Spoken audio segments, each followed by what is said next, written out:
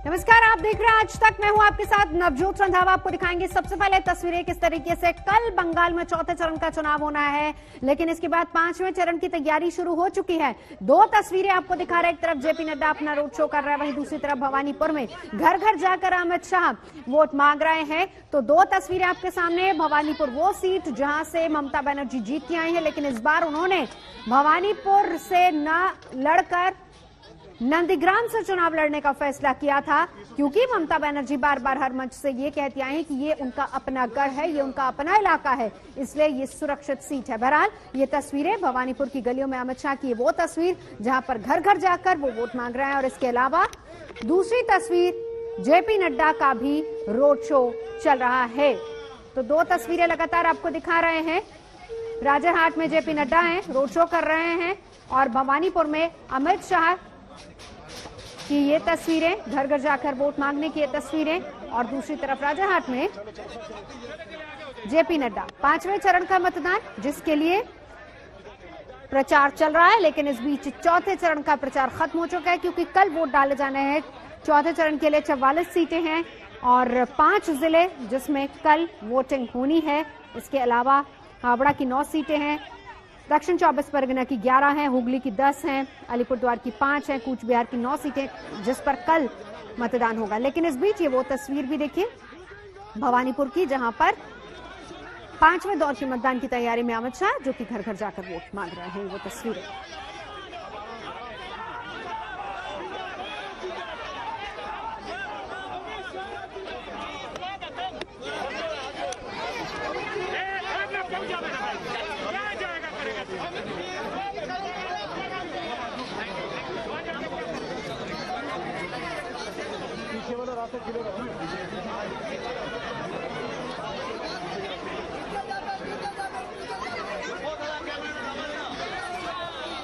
Victory sign दिखाते हुए अमित शाह जनता के बीच, लोगों के बीच। प्रेमा राजारामन मेरे से इस वक्त हमारे साथ जुड़ चुकी हैं। प्रेमा, भवानीपुर में जहां पर ये तस्वीरें लगातार हम देख रहे हैं, अमित शाह पहुंचे हैं। प्रेमा,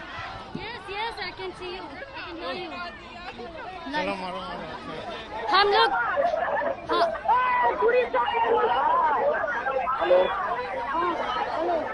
जी जी प्रेमा, हाँ हेलो। इस वक्त हम देख पा रहे हैं कि यहाँ पे गृह मंत्री अमित शाह यहाँ पे इस बस्ती में आए थे और लोगों से उन्होंने बातचीत की, और यहाँ पे वो डोर टू डोर कैंपेनिंग करने के लिए आए थे। और यहाँ पे हम देख पा रहे हैं कि भवानीपुर इलाके में काफी लोग बाहर खड़े हैं, वो गृह मंत्री को देखना चाहते थे और ये भी जानना चाहते थे कि वो उनका क्या कहना है। वो लोगों से जुड़ने की कोशिश में थे कि लोगों का क्या कहना है और लोगों के लिए वो क्या कर सकते हैं। आए हम लोगों से बात करें। अगर আপনি যদি বলতে পারেন যে এখানে গৃহমন্ত্রী এসেছিলেন, আপনার সাথে কথা বললেন না ওনার সাথে, ওদের সাথে কথা বলেন, আপনার কি মনে হলো যখন উনি এখানে এসেছেন? ভালো লেগেছে আমাদের এসেছে, তো এমনি অন্য নেতারা আসে না, তাও আমাদের ভাগ্য এমনি নেতা এসছে, আমাদের খুব পুণ্য হলো এলো। আমরা ধন্যবাদ জানাচ্ছি যে বস্তি বাড়িতে উনি ঢুকেছেন। আজ পর্যন্ত কেউ ঢুকিনি বস্তি বাড়িতে, ওনাকে ভালো লাগলো, ঢুকে দেখে গেল, আমাদের খুব আনন্দ হলো। तो ये महिला कह रही है कि उसको बहुत अच्छा लगा कि वो यहाँ पे आए थे और लोगों से उन्होंने बात की, क्योंकि वो यहाँ पे आते नहीं और उनको मौका नहीं मिलता है उनसे उनको देखने के लिए, और इस बार वो यहाँ पे आए थे तो उनको बहुत ही अच्छा लग रहा है। हम और लोगों से बात करेंगे। आपने गृह मंत्री के देखलेन, আপনার কি মনে হলো, আপনার কেমন লেগেছে? ভালো ভালো। আর আপনার কেমন লেগেছে? ভালোই লেগেছে, बहुत अच्छा है। अच्छा, आपने उनको देखा, यहाँ पे आप बहुत देर से खड़ी थी, आपको कैसे लगा कि गृह मंत्री यहाँ पे आके आप लोगों से? बहुत अच्छा लगा, अभी तो हम लोग देखे नहीं थे, पहला बार देखे हैं, बहुत अच्छा लगा। तो यहाँ पे लोगों को मौका मिला गृह मंत्री को देखने के लिए, और यहाँ पे लोगों ने उनके बारे में काफी सुना था, लेकिन इस बार लोग काफी खुश है कि वो उनके इलाके में आके लोगों से उन्होंने बात की। डोर टू डोर कैंपेन, और बिल्कुल वो तस्वीरें प्रेमा हम देख भी रहे हैं। शुक्रिया आपका इस पूरी जानकारी के लिए। प्रेमा राजारामन मेरे से भी जानकारी दे रही थी। बीते करीब एक महीने से प्रधानमंत्री नरेंद्र मोदी बंगाल में तूफानी दौरे कर रहे हैं। उनके तेज तर्रार चुनावी भाषणों और ममता सरकार पर आरोपों के बीच एक तस्वीर जमकर वायरल हो रही है और ये तस्वीर सोनारपुर की है, जहां पर एक मुस्लिम युवक रैली के लिए पहुंचे प्रधानमंत्री नरेंद्र मोदी के कान में कुछ कहते हुए नजर आ रहा है। ये शख्स कोलकाता के रहने वाले जुल्फिकार अली हैं। जुल्फिकार और प्रधानमंत्री नरेंद्र मोदी की इस तस्वीर को लेकर सियासत में काफी चटकारे लिए जा रहे हैं। नेता इस तस्वीर पर अपने अपने मतलब निकाल रहे हैं।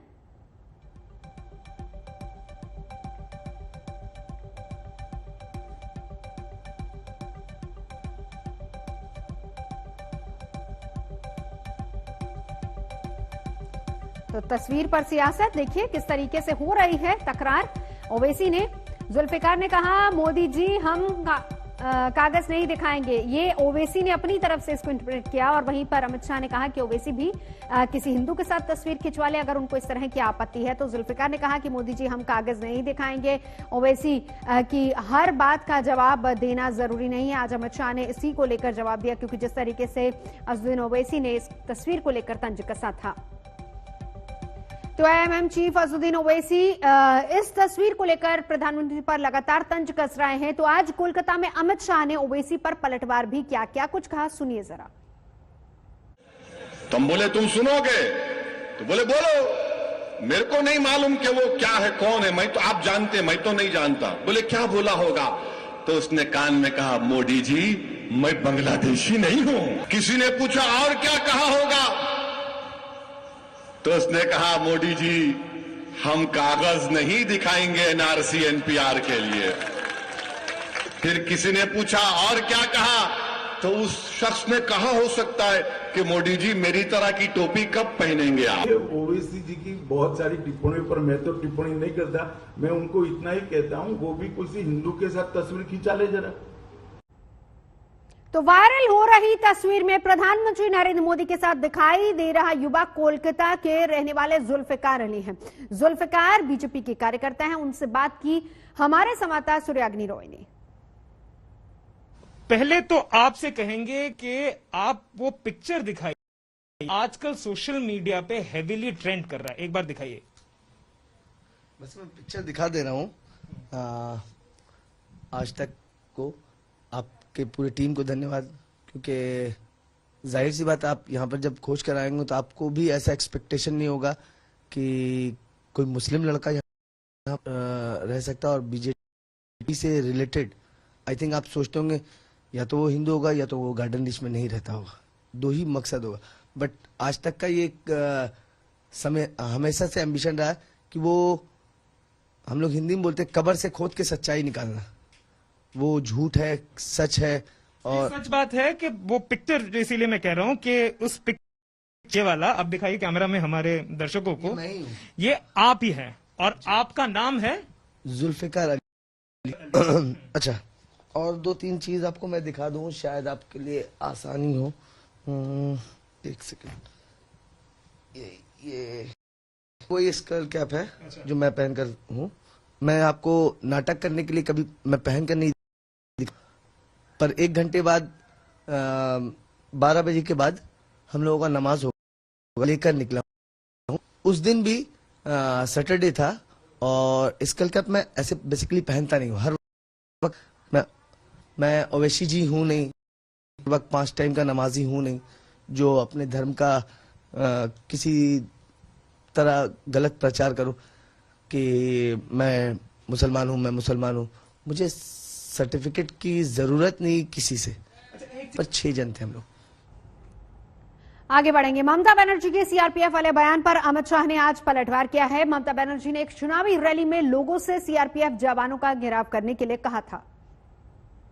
অনেক সেন্ট্রাল ফোর্স এসছে, সেন্ট্রাল ফোর্সকে তো আমি তো রেসপেক্ট করি, কিন্তু আমি ওই কমান্ডারদের রেসপেক্ট করি না যিনি বিজেপির হয়ে গিয়ে এলাকায় মা বোনদের পেটান, ভয় দেখান আর গিয়ে বলে ভোট দেনে মাপ যাও। একটাও শুনবেন না, কিছু বললে চুপচাপ থাকবেন, পরের দিন সব লাইন বেঁধে ভোটটা দেবেন, একটা ভোটও নষ্ট করবেন না। जिस प्रकार की टिप्पणी ममता दीदी ने सुरक्षा बलों के लिए की है, मुझे आश्चर्य है कि सार्वजनिक जीवन में मेरा बहुत लंबा समय गया है, मैंने ऐसी टिप्पणी कभी नहीं देखी। लोगों को अराजकता की ओर ले जा रही है, चुनाव को शांतिपूर्ण ढंग से समाप्त नहीं होने देना उनका उद्देश्य है, या फिर हर बार की तरह रेगिंग से चुनाव जीतने का उद्देश्य है कि सीएपीएफ जब चुनाव के काम में लगते हैं तब गृह मंत्रालय का कंट्रोल नहीं होता है, पैरामिलिट्री फोर्सेस पर कंट्रोल चुनाव आयोग का होता है। इतनी सादी सीधी बात भी अगर उनको मालूम नहीं है तो मैं मानता हूं कि उनकी बौखलाहट बहुत बड़ी हो गई। और बात कोरोना की कर लेंगे। देश पर कोरोना का शिकंजा लगातार कसता जा रहा है और अपनी इस खास पेशकश में हम आपको ये भी दिखाएंगे कि किस तरीके से खतरा बेहिसाब है। लगातार रिपोर्ट्स अलग अलग जगहों से आ रही हैं। देश के तमाम शहरों की तस्वीरें हम आपको दिखा रहे हैं, चाहे दिल्ली हो, मुंबई हो, पटना हो, लखनऊ हो, हर जगह पर देखिए हाल बेहाल मामले लगातार बढ़ते जा रहे हैं, सख्ती की जा रही है, बावजूद इसके वो सख्ती नजर नहीं आ रही है। तो देश के तमाम महानगरों में कोरोना की मार बुरी तरह से है और दिल्ली हो, मुंबई हो, भोपाल, लखनऊ, हर जगह पर संक्रमण और रिकॉर्ड तोड़ मामले सामने आ रहे हैं। इसके अलावा अगर छोटे शहरों की बात करें तो वहां पर भी हाल इसी तरह का है। दूसरी लहर से छोटे और मझोले शहर सबसे ज्यादा असर वहां पर देखा जा रहा है और तेजी से मरीजों का आंकड़ा भी बढ़ता जा रहा है और हालात ये हो गए हैं कि कई जगह पर मिनी लॉकडाउन तक लगाना पड़ा है, कई जगह पर नाइट कर्फ्यू तक लगा दिया गया है। तो देश में करीब कोरोना के मरीज अगर देखा जाए 1 लाख के पार 1,31,000 का आंकड़ा है, लेकिन आधा आंकड़ा जो है वो सिर्फ और सिर्फ महाराष्ट्र का है। तो वायरस की तगड़ी मार झेलने को मिल रही है महाराष्ट्र में, लगातार केसेस बढ़ते वहां पर जा रहे हैं। किस तरह के हालात हैं देखिए जरा इस रिपोर्ट में।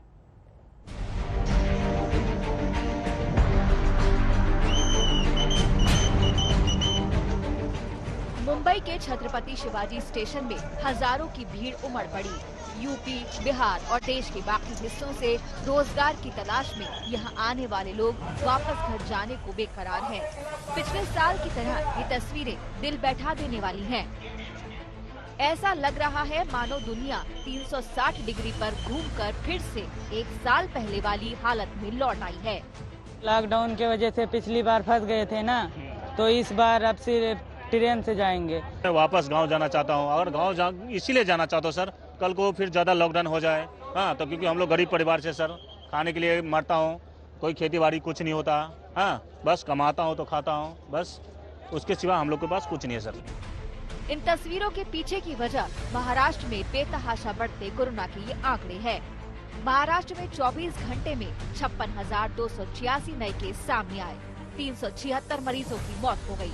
नागपुर में 24 घंटे में 5,000 से ज्यादा केस आए, 73 की मौत हो गई। पुणे में 24 घंटे में 12,000 से ज्यादा नए केस आए, 70 की मौत हो गई। मुंबई में 24 घंटे में करीब 9,000 नए केस आए, 23 की मौत हो गई।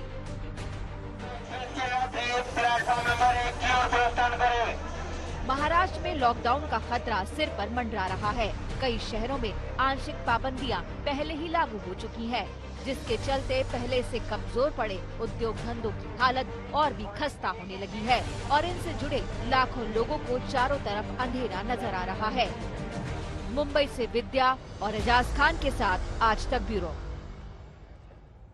तो ये हाल है महाराष्ट्र का, लेकिन दिल्ली भी दूर नहीं, क्योंकि महाराष्ट्र के रास्ते पर दिल्ली भी चल रही है। जरा देखिए तस्वीरें।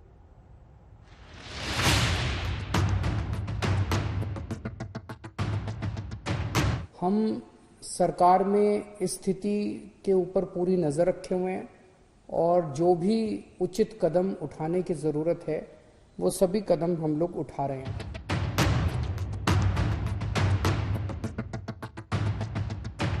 तो उस हिसाब से इस बारी डेथ बहुत कम है।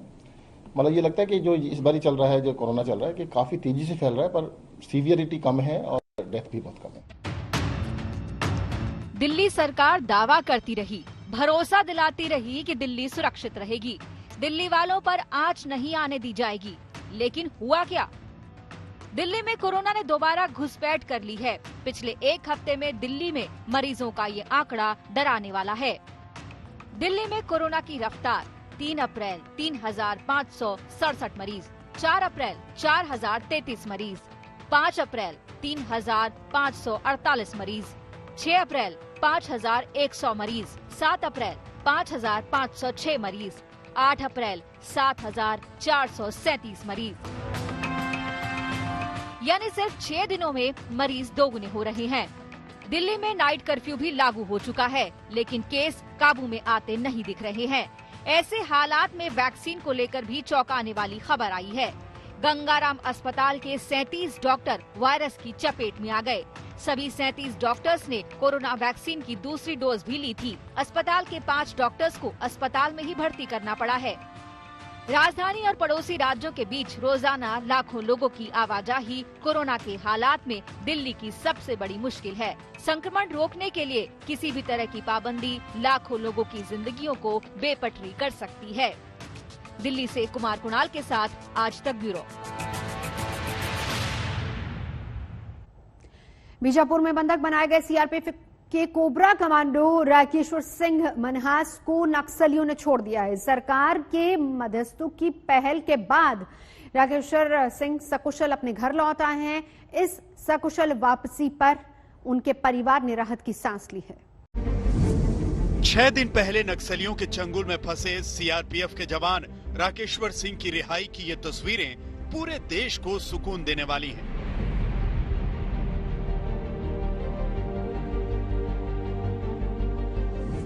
ये देश का वीर जवान है जिसने 6 दिन नक्सलियों के चंगुल में बिताए, लेकिन आज रिहाई के दिन उनके चेहरे पर झलक रहा था कि वो कैद में जरूर थे, लेकिन डरे बिल्कुल भी नहीं थे।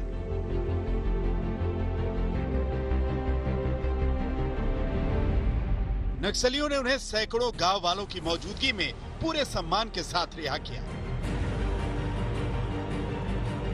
और उनका व्यवहार बहुत बढ़िया था, बहुत बढ़िया से रखा। जनता ने सरकार के सामने हमने अपील रखा था हमें छोड़ने के लिए, उन्होंने छोड़ा है और उनके शुक्रगुजार हैं कि उन्होंने हमारी अपील को सुना है। और अपनी सरकार से भी हम यही है कि मध्यस्थ भेज के उन्होंने हमें लेने के लिए यहाँ भेजे हैं। ये तस्वीरें देखकर जम्मू के जवान राकेश्वर सिंह के परिवार की आंखों में खुशी के आंसू आ गए, जो पिछले 6 दिनों से गम में डूबे थे। कितनी खुशी, आप देख सकते हैं रिश्तेदार इनको वीडियो कॉल करके जो है बधाई दे रहे हैं। घर के आदमी बताइए कितनी खुशी प्रसन्नता है। बहुत बहुत खुशी है, मैं बहुत खुश हूँ। अच्छा, क्या कहेंगे सरकार ने जो प्रयास किए? क्या करना, थैंक यू सो मच उनके लिए। अच्छा, पिछले कई दिनों से मायूसी का माहौल था। हाँ, माहौल तो था पिछले। लगता था आपको, मतलब उम्मीद थी पूरी कि वो नक्सली उनको छोड़ देंगे? हाँ, पूरी उम्मीद तो थी, बट डर भी था। 3 अप्रैल को नक्सलियों के साथ मुठभेड़ में 22 जवानों की शहादत के बाद पूरा देश गमगीन था। इसी दौरान खबर आई कि कोबरा कमांडो राकेश्वर सिंह को नक्सलियों ने बंधक बना लिया है। नक्सलियों ने बयान जारी कर कहा था कि जवान बिल्कुल सुरक्षित है, लेकिन जवान की रिहाई के लिए नक्सलियों ने सरकार से मध्यस्थता टीम बनाने की मांग की थी। सरकार ने बेहद गुपचुप तरीके से जवान की रिहाई के लिए पद्मश्री धर्मपाल सैनी की अगुवाई में एक मध्यस्थता टीम बनाई थी, जो पिछले 6 दिनों से नक्सलियों के साथ बातचीत कर रही थी। नक्सलियों के बुलावे पर जवान को रिहा कराने कुल 11 सदस्यों की टीम बस्तर के बीहड़ में पहुंची थी, जहां नक्सलियों ने बिना शर्त राकेश्वर सिंह को बिना कोई नुकसान पहुंचाए छोड़ दिया। राकेश्वर सिंह के परिवार ने सरकार से उनकी रिहाई की गुहार लगाई थी। राकेश्वर सिंह की 5 साल की बेटी ने नक्सलियों से अपने पापा को छोड़ देने की भावुक अपील की थी। गुरुवार को इस बेटी की दुआएं काम आ गईं। बेटा, पापा आपके नक्सलियों ने उनको छोड़ दिया, कितने खुश हो आप? मैं बहुत ज्यादा अच्छा फील कर रही हूँ। अच्छा, पापा जल्दी घर आ जाएंगे। अच्छा, आपने पापा से अभी फोन पर बात की, क्या कहा पापा ने? पापा ने बोला हम आ रहे हैं, हम पहुँच जाएंगे। अच्छा, अभी आप खुश हो? बहुत ज्यादा। पहले ऐसी खबरें थी कि नक्सलियों ने जवान की रिहाई के लिए कुछ शर्तें सरकार के सामने रखी हैं, लेकिन अभी तक ये साफ नहीं है कि राकेश्वर सिंह की रिहाई किन शर्तों पर हुई है। लेकिन राकेश्वर सिंह के परिवार में खुशियां लौट आई हैं। जम्मू से सुनील जी भट्ट के साथ आज तक ब्यूरो। सीआरपीएफ के जवान राकेश्वर सिंह को बंधक बनाने के बाद परिवार भी चिंता में था, लेकिन इस पूरी घटना ने देश को नक्सल संकट को फिर से सामने रख दिया है। नक्सलियों ने जिस तरीके से सुरक्षा बलों पर यू शेप में घेरा बनाकर हमला किया, वो बेहद दुस्साहसपूर्ण था। 3 अप्रैल को क्या हालात बने थे, इसे डिकोड करने वाली हमारी ये रिपोर्ट देखिए।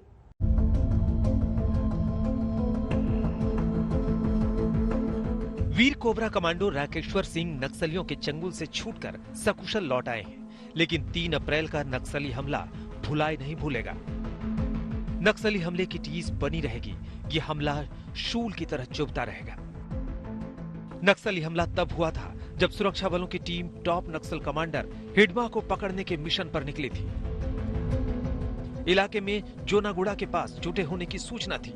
यह सूचना कोई ट्रैप थी या रणनीति में ही कोई भारी चूक हो गई, अभी कह नहीं सकते, लेकिन इस हमले ने चौंकाया जरूर है। 3 अप्रैल को हमला होने से पहले सैटेलाइट तस्वीरों में कुछ हलचल दिखाई दी थी, जिसके बाद सीआरपीएफ की cobra battalion, district reserve guard यानी डीआरजी, एसटीएफ और एक बस्तरिया बटालियन के अफसरों को नक्सली कमांडर हिडमा को दबोचने का सुनहरा मौका दिखा। शनिवार 3 अप्रैल को ऑपरेशन लॉन्च हुआ। करीब 2000 जवानों को 3 टुकड़ियों में बांटा गया। जंगल में हर टीम का ऑपरेशन एरिया निर्धारित था। लक्ष्य था 300 से 400 खूंखार नक्सलियों को चारों तरफ से घेरना और हथियार डालने के लिए मजबूर करना। लेकिन जंगल की इस लड़ाई में नक्सलियों ने अपनी तैयारी कर ली और जवानों के खिलाफ घात लगाकर बैठ गए। नक्सलियों ने खास रणनीति अपनाई, यू शेप बनाकर बैठे ताकि जवानों को 3 तरफ से घेरा जा सके और फिर मौका देखकर फायरिंग कर दी। हमारे जवान 3 तरफ से नक्सलियों की फायरिंग की रेंज में आ गए। इस हमले में भारत ने हाल फिलहाल के नक्सली खतरे का सबसे बड़ा नुकसान झेला है। एंटी नक्सल ऑपरेशंस को नए सिरे से अंजाम पहुंचाने की जरूरत को सामने रखा है। जगदलपुर से धर्मेंद्र मोहपात्रा और धर्मेंद्र सिंह के साथ जितेंद्र बहादुर सिंह, दिल्ली, आज तक।